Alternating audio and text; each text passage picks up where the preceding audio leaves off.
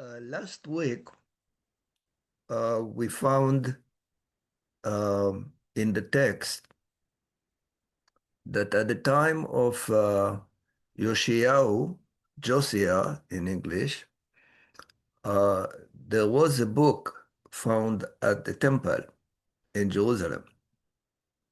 And the question is, which book was it? At the end of the lesson, I gave you the bottom line because you asked me about the bottom line, but I would like to take you into a journey to show you how did I reach the bottom line. Let me say this way, okay? So before we start, I need to give you an introduction. The Tanakh, the Jewish Bible, includes 24 books, and they are divided into three major sections. Uh, uh, Actually, four major sections. The first five books, they are considered the five books of Moses. That includes Genesis, Exodus, Leviticus, Numbers, and Deuteronomy. Okay? These are the five. And then we have a section called Early Prophets, although it's a question if they were prophets, but they still are called early prophets. And this section includes Joshua, Judges, Samuel 1 and Samuel 2. Actually, it was one book, but it was divided. And the Book of Kings, number 1 and number 2, these are the two books of Kings. And then we have the three major uh, prophets, Isaiah, Jeremiah, and Ezekiel. They are called the later prophets. And including with them, we have the 12 small texts. I mean, I wouldn't say small prophets, but they left us with small text, okay? One of them, Obadiah, is only one chapter, actually.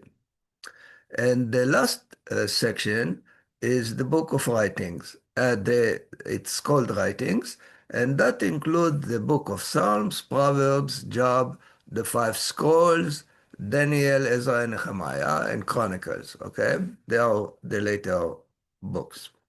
Now, for our journey, just to show you what I'm going to do now, I will deviate a little bit from this division. And uh, I will include the two books of Kings with what is called the later prophets, meaning with Isaiah, Jeremiah, and Ezekiel.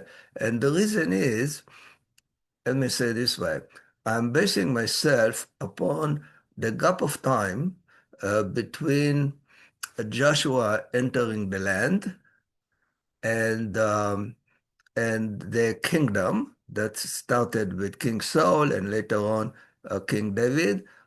There were 480 years between entering the land and King David is actually the second book of Samuel, okay? Uh, and um, and the and the reason I include the Book of Kings with the later prophets, not because the Book of Kings are prophets, but it's mentioning prophets here and there. But the reason is the gap of time. I'm basing myself on what we know today, the difference between Shakespeare and the modern English, which is 400 years, 400 years. And you realize that within 400 years, language changes significantly. And today, anyone who would like to read Shakespeare needs a dictionary because and it is, I read once that Shakespeare himself coined 15,000 new words into the English language. That's amazing, actually. Some of them enter the language. I mean, people started to use them, and some of them people didn't use them, but they are still in his writings. Okay, so in order to equate the gap of time between entering the land at the time of Joshua and the kingdom so I consider the book of second book of Samuel as the end of the early prophets, and Kings is for later only because of the gap of time. Okay, so let's move now and to check the possible candidate. Now, Ira, before I need another introduction. Um, in my book about Genesis, I after a long research, I found out that the book of Genesis was written by King David. Uh, and I have to be careful because he didn't write the stories. He only transferred they relayed the events into writing. The text was relayed from one generation to another generation orally, and King David moved it into the writing. And because he moved it into the writing, there are several linguistic biases that show that is the one to write the book. Okay. Later on, in several of our lessons, we saw that the book of Leviticus was written by the prophet Ezekiel. Okay. Meaning at the time of the diaspora between the first temple and the second temple, there was a diaspora of 70 years until the Persian king Cyrus allowed the people to return to the land. And that was the time of Ezra and Nehemiah. Okay. Uh, so, uh, so what I did, I told myself, there are two books that we need to check, two books, and one of them we will go by the order, and by the order of the book. The book Bamidbar, which is in English, it's called Numbers. The reason is that the book is including a lot of census of the people and giving a lot of numbers. So it is called Numbers in English. Okay, it is appropriate name. And so we will check this book to see if it is the book that was found at the time of King Josiah. Okay, uh, and uh, and I have to put you on alert that we are moving not into archaeological survey or in a physical survey, but we are moving into linguistic survey. We go by language. Okay. Uh, that's interesting. Uh, okay. As a matter of fact, let me say this way. As a matter of fact, according to all linguists, the written language, not spoken language, by linguists, spoken language was very old, okay?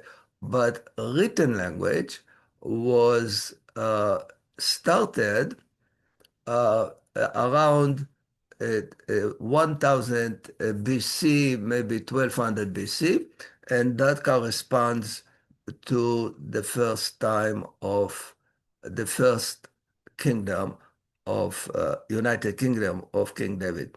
That's interesting one. Now you need to realize that before that, that's an interesting point. Before that, the language, for example, the Egyptian language was a combination of pictures and letters. There were also letters, but there were also pictures. The first time that language was based upon only letters. That was in the uh, uh, Western Middle East. There is a language called Ugarit, which was uh, in Lebanon, and if you read it, I saw some text by that language. If you read it, you can see it. It's practically Hebrew letters, actually. So once language moved into letters, it created the open opportunity to unlimited words. Now you need to realize the combination of, let's say in English you have 26, in Hebrew you have 22. So 22 letters will create unlimited words in a dictionary, if you think about it, 22 letters. So the richness in language only started, first of all, with the written language, and second, when the language moved in to be letters based, not pictures. Pictures will restrict you, but letters will open unlimited options for creating words, actually. So, and also because you asked me the question about King David and Ezekiel, well, let me say this way: if Ezekiel left us a book and he put his name into the book, you can guarantee that he knew how to write. Okay, that's the point. Um, the but the main point is who were the people who knew how to read and write at that time. Now you realize it was agricultural society. Most people were simple farmers and peasants, and they didn't know how to read and write. The only ones that were able to read and write were the people who didn't need to work, and that was either the royalty, okay, the priesthood. And by the way, that kept going on till very recent, actually. Until King James translated the Bible into English, I mean, most people didn't know what is there, actually. Okay, at least in England. But the point is that estimated that only 10% of the population at that time in Israel knew how to read and write. 90% were illiterate. Okay, so it is a point. So the royalty, the priesthood, and all the officials of the kingdom. And the reason is, if you have a kingdom, you need to have accounting, and because you need accounting to know how many taxes you collect from the people and who owes you money and all that stuff, they needed to write. They needed to write so they will not forget. Okay, so the main point is, if you think about it, agriculture, I'm a little bit now deviating because of the question. Agriculture started around 10,000 years ago, and actually it started over 5 continents at the same time. That's a very interesting point. And agriculture created the need for people to cooperate with each other in order to cultivate the land and to harvest the land. So gradually it created cities, and cities created kingdoms, and kingdoms created empires. So agriculture created all this stuff, actually. Okay? Yes, so of course King David knew how to write. And actually, at the end of uh, Second Samuel, you have not only that one, you have the eulogy that King David gave on the death of King Saul and his son Jonathan. You have at the end of second book of Samuel, you have a long, long gratitude prayer of King David after he got rid of all his enemies. So, so yes, King David knew how to read and write. And yeah, look, even if you think about it, we find not only King David wrote a book, we find out that King Chizkiah actually wrote two books. He wrote the book of Job, he wrote the book of, um, quite likely, I'm not sure, but quite likely the book of Jonah. The point is, kings knew how to read and write. They were not, when they were children, they were not uh, forced to work the land. I mean, what do you think they did? They learned from their teachers. So it's quite likely, if you talk about royalty and priesthood. So let's continue. What we find out, and I would like to show you, we are returning to the book of Numbers. What we find out that the book of Numbers use different language from other books. Okay, for example, the book of Numbers use different language for explaining the Torah or going deeper into Torah. Use different language from the book of Deuteronomy. And the book of Deuteronomy uses language that, to explain, took the word well, the well of water, and because you are going deeper into the text, so you are like going into the well, okay? Let me see what you are, what there is in the chat line. Let me see. No, I said that they did right.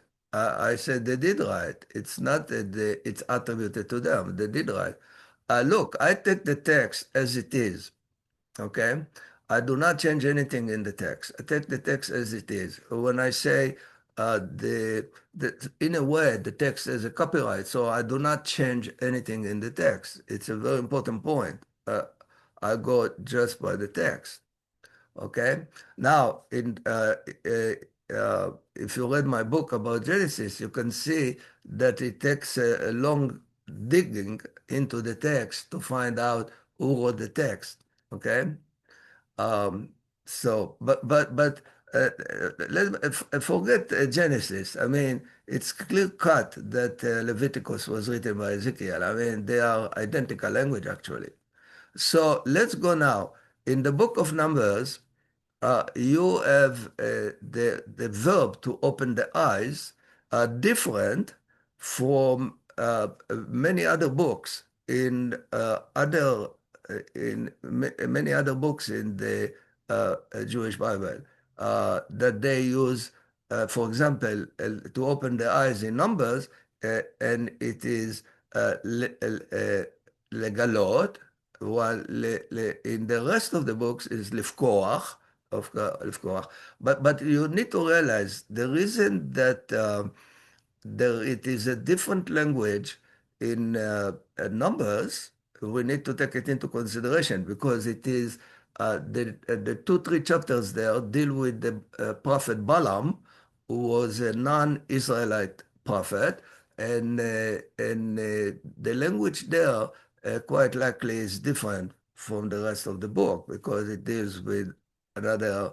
It's like Jethro, who was not Israelite. Okay, it is a point. Also, we have in the book of Numbers, we have a later language for the word the floor of a place. Okay? In Exodus, it is being used a different word. In the word Numbers, it is the same word that we use in mother language, which is karka. Karka, that's the word for floor. You have the floor of the house, you have the floor of the building, whatever. So you can see that the book Numbers uses different language from earlier in the text. It is very interesting point to realize it. Okay? I'm just accumulating now different words, okay? But let's go now. There is also you need to realize what we are saying is that we find, not saying, we find that language, sometimes language will stay put, uh, some words will stay put over time, and some words do change. They do change, and maybe even the meanings change over time. But let's go now to see language that stays put over time. In book of Numbers and the book of Samuel, it will be the same language. In the book of Number and the book of Judges, it will be the same language. Okay. In regard to jewelry, we have the book of Numbers and the second book of Samuel. It will be the same language. When the book of Numbers talks about the borders of the land, it uses the same language of Joshua, and that's expected because Joshua is the one who later on moved um, to conquer the land, at least partially conquer the land. But let's go to the word avenger. The word avenger. It's a very interesting point. Why? Because the book Avenger is showing up in the book of Numbers. Okay? It shows up in the book of Deuteronomy and in the book of Joshua and the second book of Samuel also. But thereafter, the the title Avenger vanishes. And that's also expected. And the reason is that once the kingdom was established, that's why, as a matter of fact, I put the Book of Kings into later time instead of what they call earlier prophets, because once the kingdom was established, the kingdom could not tolerate that a person will avenge the blood of his relative. The kingdom took over. There was a criminal justice system. So you will not find in the rest of all the kings that we had in the history that we discussed, since the first book of Kings, throughout the rest of the Bible, there is no avenger.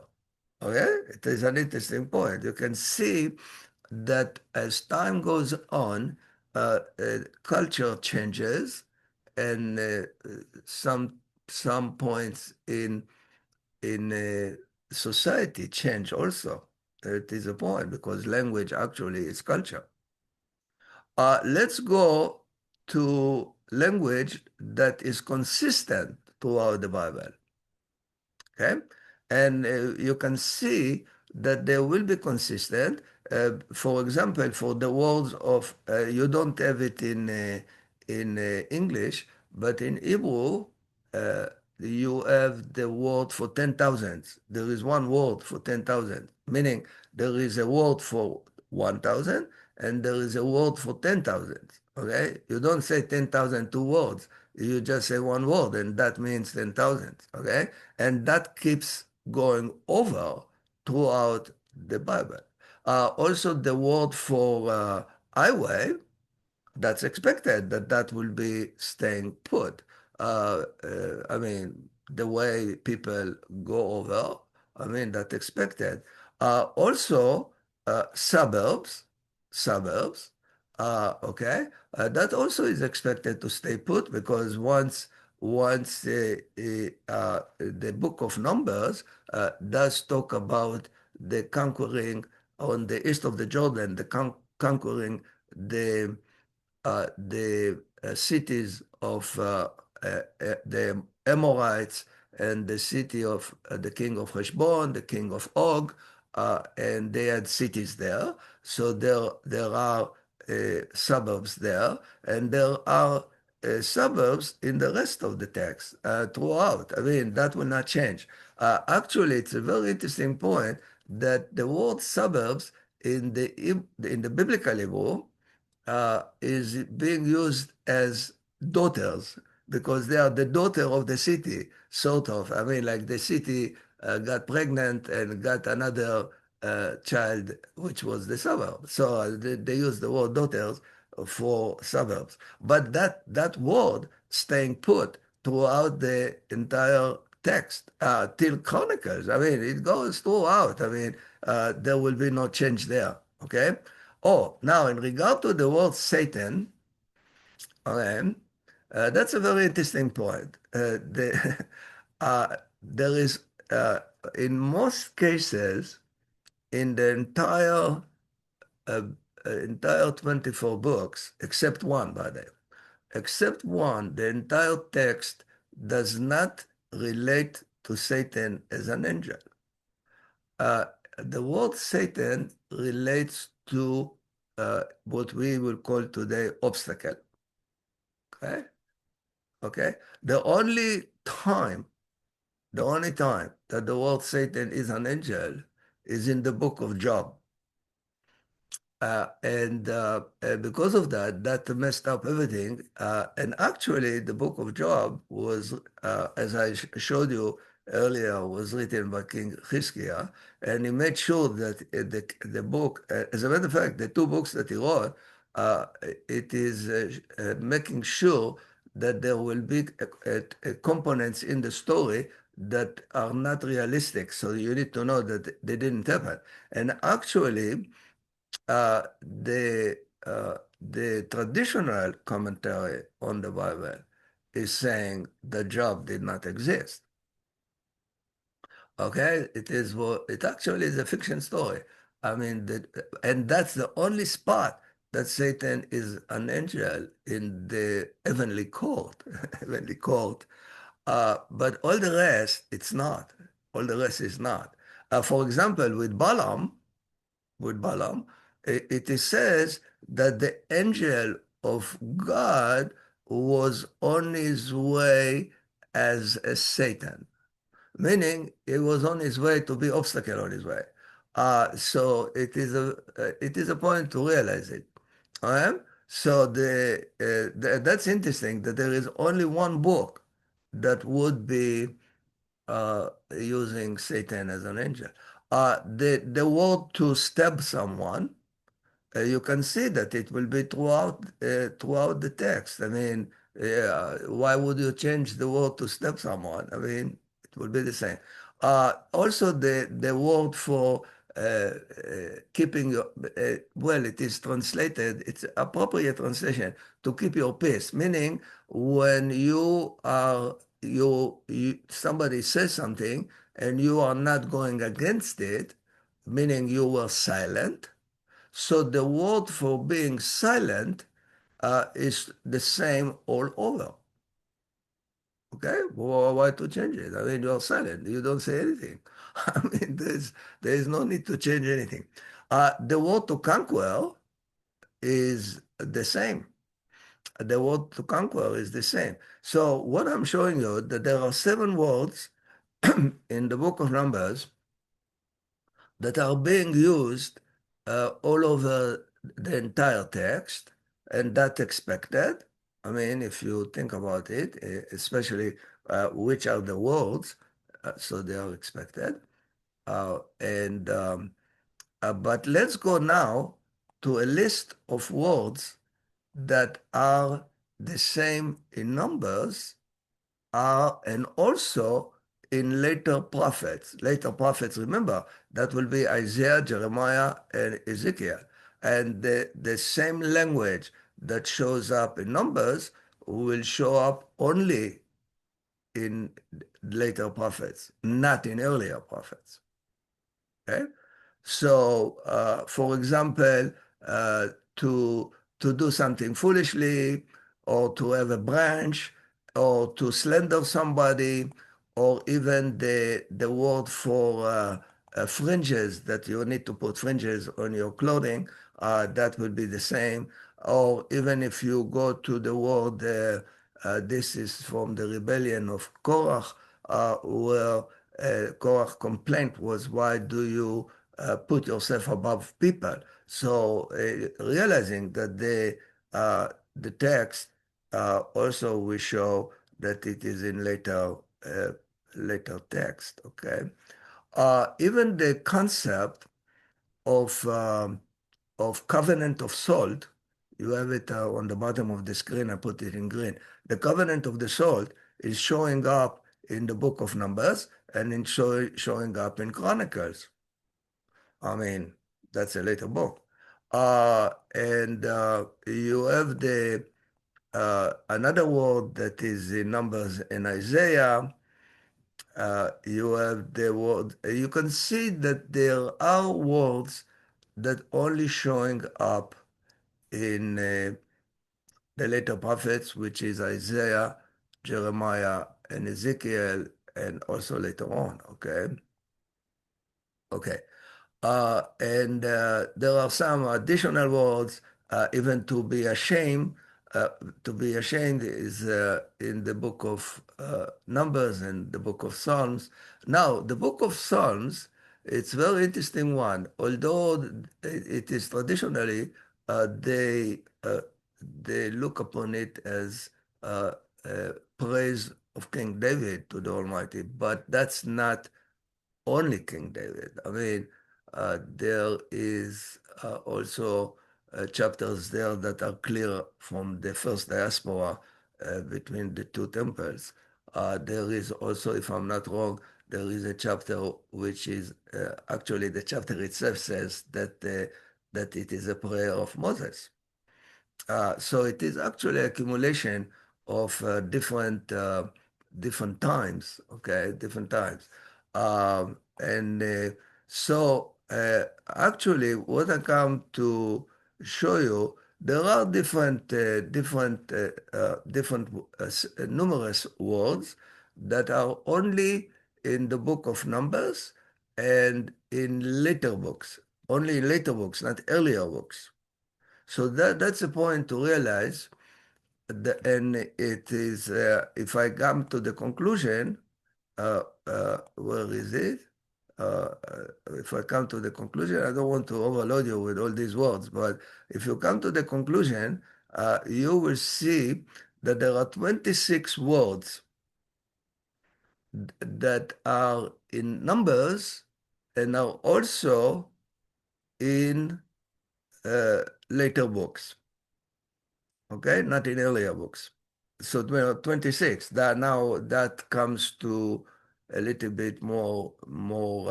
If we had only 7 that are in the entire text, there are 26 that are only in the later text of the Bible.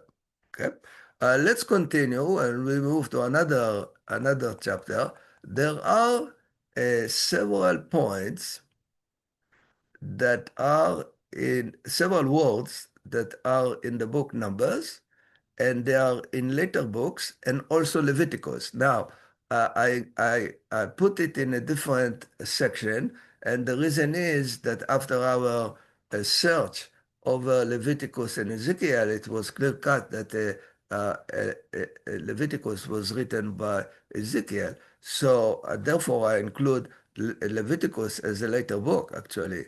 Okay, that's a point. Okay, there are also several words that are in later books, and I include also Deuteronomy. Now, okay, that's an interesting one. Deuteronomy. To be afraid is in Numbers, in Deuteronomy. All the witchcraft is in the Numbers, and later on in the later books, but also in Deuteronomy. And to crush somebody is in later books, but also Deuteronomy. And a way on the road is also in Deuteronomy and later books. The same with wild ox is in Deuteronomy. And what I'm saying is that there are 8 words that are the same to the book of Numbers, and also if also to later books, and if you include Deuteronomy also, uh, uh, that will be 8 words like that. Okay, but we come now to a very interesting section. Okay, There are, uh, if I'm not wrong, there are three identical phrases that are showing up in the book of Numbers and in the book of Jeremiah. Okay? Just to remind you that Jeremiah started his prophecy at the year 13 of the reign of King Josiah, and the book was found 5 years later at the year of 18 of the reign of King Josiah. Eh? And there are three phrases. We have four words that are identical in Numbers and Jeremiah. Done all these works. Okay. Uh, Another one is, by the way, it's identical because of a fire came out of Heshbon, a flame. And that's exactly the sequence in Jeremiah. And then you have three words that are the same in Numbers and Jeremiah. When he's talking about, when the book of Numbers is talking about Moab, okay, and it is oh Moab, and it is oh Moab in Jeremiah, identical. And so there are three phrases are identical in Numbers and Jeremiah. And there are three, if I'm not wrong, there are three words that show up only in Numbers and Jeremiah.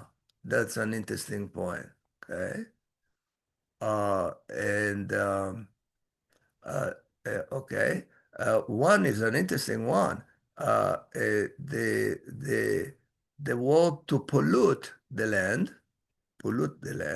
This is the word right here. To pollute the land. The concept even to pollute the land is only in Numbers and Jeremiah. Okay? Well, it is one word, but don't forget the three phrases that are identical. Uh, and, um, and the word, so there are three identical phrases. We come now to the summary. Three phrases in Numbers and Jeremiah, and there are three words that are only in Numbers and Jeremiah. Okay. Now, what I want uh, to say, let me say it this way. Although there are three phrases and three words that are identical in Numbers and Jeremiah, I do not see it as enough to conclude that Jeremiah wrote the book Numbers. Because if you remember, when I went to look into uh, Ezekiel and Leviticus, I found over 20 uh, identical phrases between the two books. It was not just uh, right here it's only six. So the more points you find, the more confident you are. So I am more confident that Leviticus was written by Ezekiel, but I'm not that definite that the book Numbers was written by Jeremiah because it's only six. What we can say, let me say it this way, what we can say quite likely that the book Numbers is a later book. It is not written. We see actually 26 words. That's already serious number. We saw 26 words that are identical in Numbers and in later prophets. So that is really telling me that the book Numbers is a later book. Okay. Who wrote the book? Well, let me say this way. We can consider now Jeremiah as a suspect. It's suspect. But we can put Jeremiah as a candidate that might have written the book numbers, but without being definite.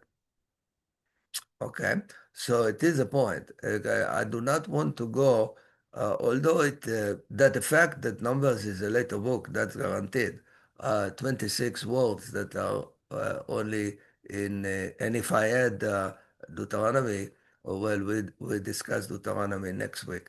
But that is the final one that will be a long lesson. But the point is that yes, I can say that the book Numbers is a later book.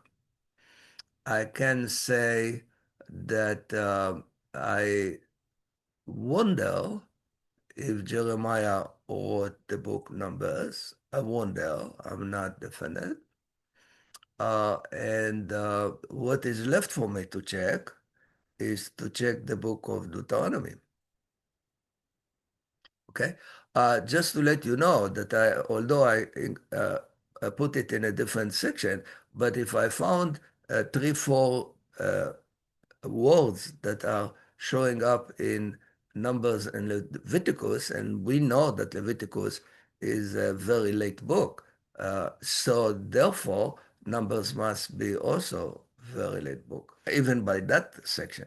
But I'm not including it, but let me say this way, but it is still a point to add it to the list.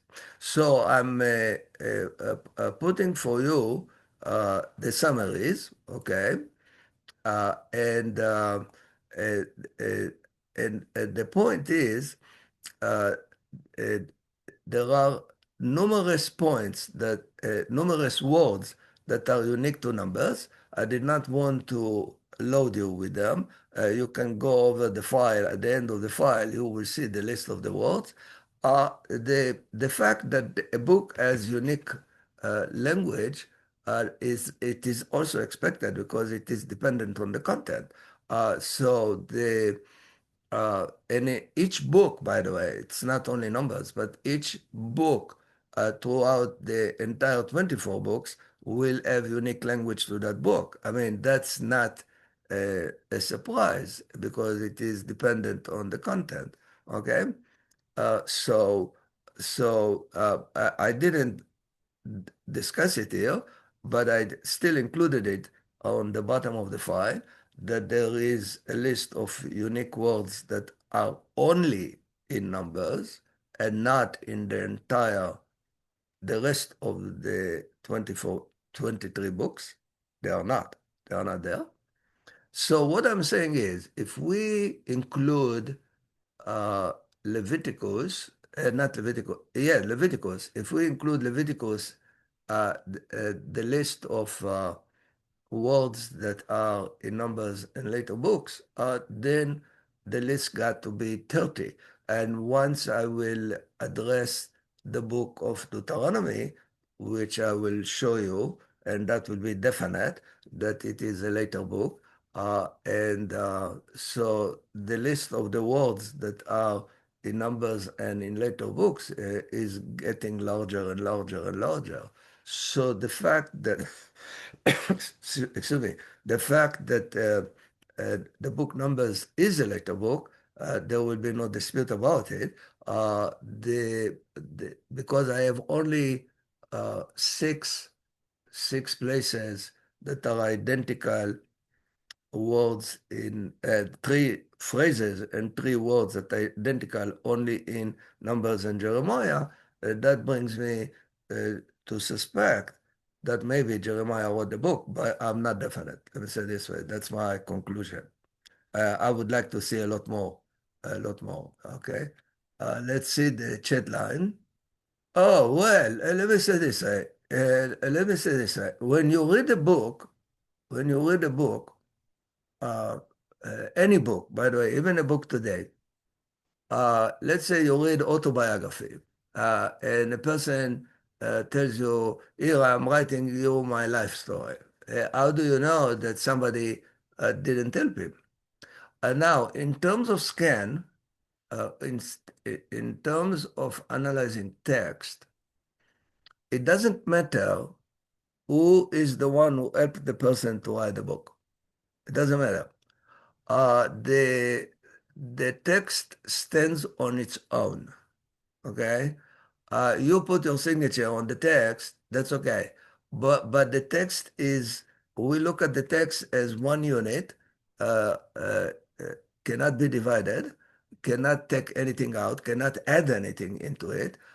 So the point is that that uh, uh, now, in regard to King David, I can tell you, if King David, most uh, of the prayers in Christianity and in Judaism are King David made. I mean, all the gratitude, the chapters from Psalms, you can see that the uh, chapters of gratitude are identical in these two religions. I mean, uh, and um, and we know even in these chapters, there are chapters that it is said that it is a chapter for King David. I mean, it openly says that it is King David. And even chapters that do not say that it's King David, still people attribute it to King David. Now, um, let me say this way. Uh, who do you think in the entire global uh, global culture, never mind where, who do you think were the ones who produced um, philosophy, theology, books, you name it. If you go to India, who is Buddha? Uh, Not Buddha, that's the Hindu. Okay. But if you go to Thailand, that's Buddha. Buddha is Thailand. Okay. So if you go to Buddha, Buddha is a religion, Buddhism. Okay. Who was Buddha? He was a royalty. I mean, if you think about it, even in China, the ones that they are quoting there were actually high society. I mean, high society and royalty, or what I say in the Jewish culture, the priesthood, they had time to write books, but the rest didn't. So, I mean, yeah, it's quite likely. I mean, you don't need to go and search if somebody helped King David or somebody helped Ezekiel. Actually, if you read the book Ezekiel, he was, well, I don't want to talk against him, but the main point is Ezekiel was very detached from the people. He was he looked very low on the people, and he was and this is to tell you that and by the way, it says that Ezekiel was a priest, right? Jeremiah was a priest. And it is an interesting point. I mean, the who were the people who did have time to study, to learn, to even to think, even to think, were the people who didn't need to work in the fields. That's what it is. So, I mean, if you go to all over the globe, you will see that most theology, philosophy are by people who were didn't need to even to go to Greece or to Rome. I mean, you can see that they were, what did they have to do? Nothing. I mean, so they were thinking and they were writing, and that's why you have Aristo and all these philosophers. Yeah, it is a point. That's not only true to the Israelite culture, that's true to Mesopotamia, that's true to Persia, all the poets there. As a matter of fact, even today, with all the Islamic revolution, still most Iranians are putting the poets of ancient Persia more important as the Quran. I mean, it's very interesting to realize it, actually, if you read books by Iranians. So the if you go all over the globe, you can see that it is not a surprise that royalty and priesthood were the ones to write books and to think about what caused what, and who was Abraham, actually? Abraham was a prince. He was a prince. He was royalty. And actually, I have to tell you, there was a, Italian archaeology digging in Syria, and they found out evidence that Abraham did exist in Syria, because Syria is, by the way, is close to in, I think the Tigris, because the Tigris, Euphrates, they go from Turkey down, and some of it goes via Syria. So northeast Syria is where Abraham came from, and they found evidence that Abraham was a prince. And the Syrians, because they didn't want to deal with it, they closed the digging. I mean, it is a point. It was reported in archaeology magazines, actually. So who are the ones that looked into the sky and said, just see that, who is the God, the sun, or somebody that caused the sun to rise and the sun to sunset? Go and figure. There are people who could look into the sky. Most people look into the ground because they are walking the land. So it is not a surprise that prophets were priests and kings wrote books. That's not a surprise at all. It is true all around. Seriously. Uh, you want to tell me that King James translated the Bible? Maybe he had several scholars who did it. He just put his name on it. But the main point is he enabled them the time and the funds to do it. But it doesn't matter. It is still King James Version. Let me say it this way. Um, So, but the main point is, when I went over the book of Genesis, I saw unity between the linguistic biases that came out from the text, meaning not even one linguistic bias contradicted another linguistic bias. And this is what is called evidence from within. Evidence from within. So, yes, it is no doubt in my mind that King David wrote that book. There is no doubt in my mind that Leviticus was written by Ezekiel. There were so many language points to verify it. Uh, I just go by language. So it is a point. So let's end here. And let me say this way, I don't want to, uh, unlike Leviticus, I cannot say that Numbers was written by Jeremiah. I cannot say it, but I can say that it is a point to look into it. Let me say this way. It pays to look into it because it's only 6 points. In fingerprints, they say that uh, you only get a match if you have 11 points that are matching from one fingerprint to another. 11 points. What happens if there are only 10? If there are only 10, the fingerprint expert will tell you that he thinks it is the same, but he cannot testify to it that it is the same. That's my point. So if I go by the logic of fingerprints, I can say that I think it is the same, but I cannot testify to it.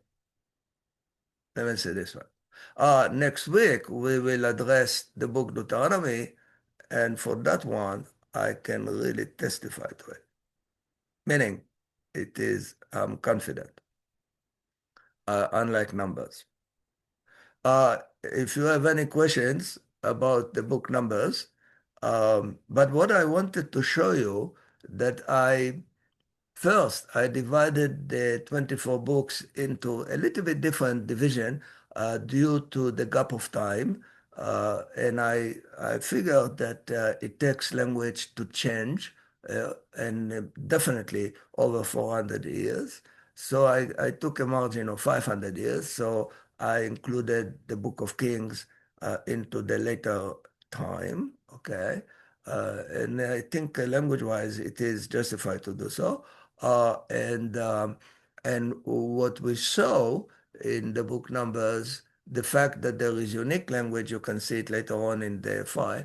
The unique language, that's not a surprise. They find that the language is being used throughout the entire 24 books. That's also not a surprise because when language changes, it doesn't change all of it, it changes some of it. So, for example, modern Hebrew is not totally different from the biblical Hebrew, but there are many, many words that are different, even different meanings, but there are words that are the same. Many are the same. So it is a very interesting point. Let me show you. If let's say somebody comes from the US to Israel and he learned Hebrew, but he learned the biblical Hebrew. Okay? So he will talk biblical Hebrew to an Israeli. The Israeli person will find it funny that the person is talking such an ancient language, but the person will understand him, will definitely understand him. But he will know that he will know where he learned the language. He didn't learn the language in Israel. He learned it overseas. Right? So it is a point. It is a point. Uh, it, uh, uh, even today, the Igbo language is so dynamic, so it is changing from one year to another. I mean, gradually, gradually, there are many, many words that are changing even today. If you are not in Israel for 1, 2 years, you will read the newspaper 2 years later, and there will be spots that you will wonder what it is there. Right? It's very dynamic language. So it is a point. Language does change, but not all of it changes. Some changes. So the fact that the Numbers has same language like the rest of the books, that's expected. It has unique language, that's also expected. But the fact that the book has language that only in later prophets, that's not expected. And the fact that is language that is only in Numbers and Jeremiah, that's not expected. Okay, so there is the expected and there is the unexpected. And generally speaking, when you go over text, you go by the unexpected, you don't go by the expected. So that's why I took you into a journey to show you the differences between the expected and the unexpected. It's a point. Okay. Let me see what is the chat line here. Uh, to assume such a different elements of the language would be also a way to identify the other. Absolutely, absolutely. I can tell you, uh, uh, I, uh, I can tell you that in the last 10 years, if anyone who gave me anonymous text over one page, by the way, it must be over one page, I could tell the person who wrote the text. Uh, but it is very time consuming, like what I did now with the book of Numbers. It's very time consuming because you need to go over every single word.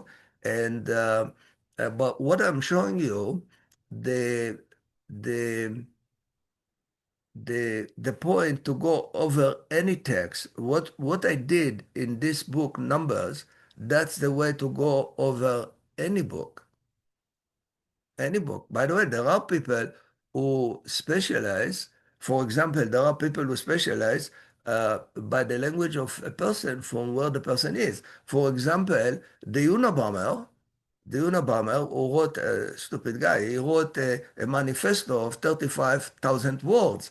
So people identified him to be from Chicago because people in Chicago talk like people in Chicago. Okay, that's no surprise. I mean, there are even maps in the US. Where is the line that language does change from the north to the south? I mean, it's a very interesting point to know it. So yes, you can use it on anonymous text as well. Um, so what I'm saying is, uh, you, but While in the book of numbers, while in this survey that I did today, I compared numbers to other books. When you go over anonymous text, you have only the text itself. And and as a matter of fact, there was one time that they gave me anonymous text and they gave me several emails that were written, and they wonder if the anonymous text was written by the same person. So I could figure, let me say it this way, I could figure not so much at identity, because what they wanted to know if it is the same person, but I could tell them that it is the same personality who wrote the emails and the anonymous text. That one I could say. It is a point. Uh, this let's I will show you next week. It will be so overwhelming because we will go over Deuteronomy. It was so overwhelming. It is unbelievable. Uh, uh, Let me say this way: in the book of Numbers, I suspect, I'm not definite. That one. Look, I want to go scientifically. So, yes, there are 6 points that are identical, but I do not consider six as enough. Fingerprints, they say they want 11. I want a lot more. In the book Leviticus, we found over 20. Should I give numbers a discount? I'd say no, I don't give a discount. I want to see what I saw in the two books, Leviticus and Ezekiel. I would like to see it also here, that there will be more than 20. So that will be definite. Okay? But if you ask, should we suspect Jeremiah? Yes, we should suspect Jeremiah. I will not prosecute him. Let me say this. I will not prosecute him, but I will suspect him. That's what I'm saying. All right? Uh, I will. Uh, next week will be the long session. I just wanted to show you how did I get to Deuteronomy, because I went by elimination. So I told myself maybe I should check numbers first because it goes by the order. Okay, so let me check numbers first. So I took numbers, and you saw the results here, uh, and uh, and then I told myself, okay, let's go to Deuteronomy, and there would be a difference in confidence between numbers and Deuteronomy, big difference.